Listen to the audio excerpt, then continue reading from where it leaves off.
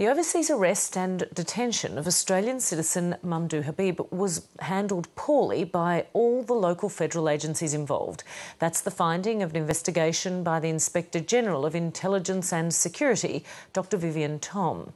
Former ASIO Chief Dennis Richardson comes in for some of the most fierce criticism in her report. Dr Thom concludes that Mr Richardson could have done more to stop Mr Habib from being taken to Egypt, where he was tortured. Mr Richardson is currently the head of the Department of Foreign Affairs and Trade. The report also backs Mamdouh Habib's claims that his questioning in Egypt relied on information that could only have come from the Australian government. The government has rejected the report's key recommendation, that is, that it apologised to Mr Habib's wife for failing to keep her properly informed about her husband's welfare and circumstances. John Stewart reports.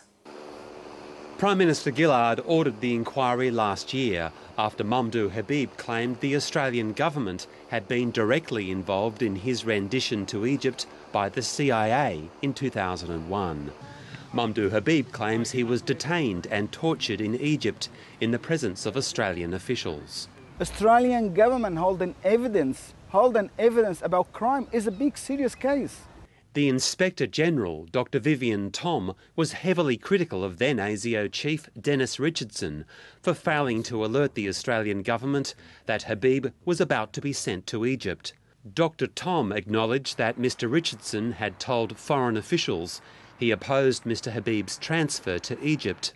Nonetheless, the persistent and increasing senior representations made to Mr Richardson on this matter throughout his overseas travel should have been identified as a clear sign that there was a firm resolve to move Mr Habib to Egypt. I am of the view that Mr Richardson did not take the action he should have in respect of immediately advising DFAT or responsible ministers to that effect. On the issue of whether ASIO did enough to prevent Mr Habib's transfer to Egypt, Dr Thom states, I am of the view that Mr Richardson did not take the action he should have in respect of alerting DFAT that Mr Habib's transfer from Pakistan to Egypt appeared to be increasingly likely by 31 October 2001. The Inspector General quoted from an email sent from the Department of Foreign Affairs to the Australian consul in Islamabad, which appears to show that in late 2001, DFAT had become aware that Mr Habib had been moved from Pakistan. For your information only, there is a view here that he might have been transferred to another country. No need for you to research this notion there in Islamabad, but I'd be interested to know if you've heard anything on Habib having been transferred out of the country. Mamdouh Habib has consistently claimed that Australian officials were present while he was being tortured in Egypt and that information had been stolen from his home in Sydney by ASIO and used to interrogate him.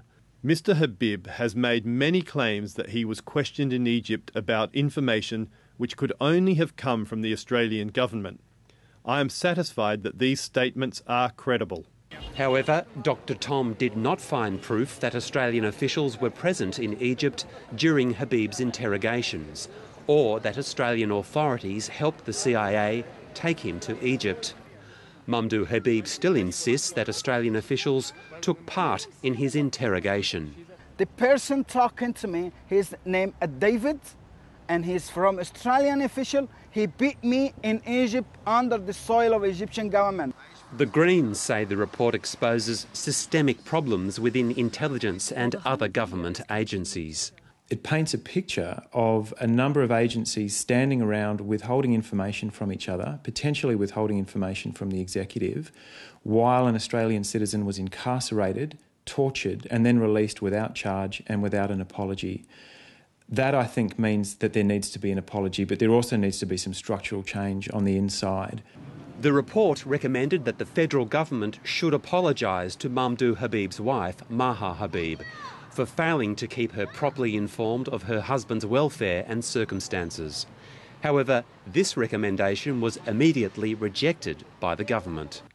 No Australian official was found to be involved or complicit in any alleged mistreatment or relocation of Mr Habib while he was detained overseas. However, the report also makes clear that some whole-of-government mechanisms and processes could have worked better. Not only what happened to my husband, it's what happened to my kids. My younger one was only 1 year when my husband disappeared, and she was 5 when he returned. She never knew her father. And I've got, 2 boys and 2 girls. They all suffered. Maybe they're just worried if they do apologise, they might say, oh, we are liable for some compensation. Mamdouh Habib says he wants the people who interrogated him in Egypt to be arrested and put on trial by the new Egyptian government. John Stewart, Lateline. And Lateline did contact former ASIO head Dennis Richardson, but he declined to comment.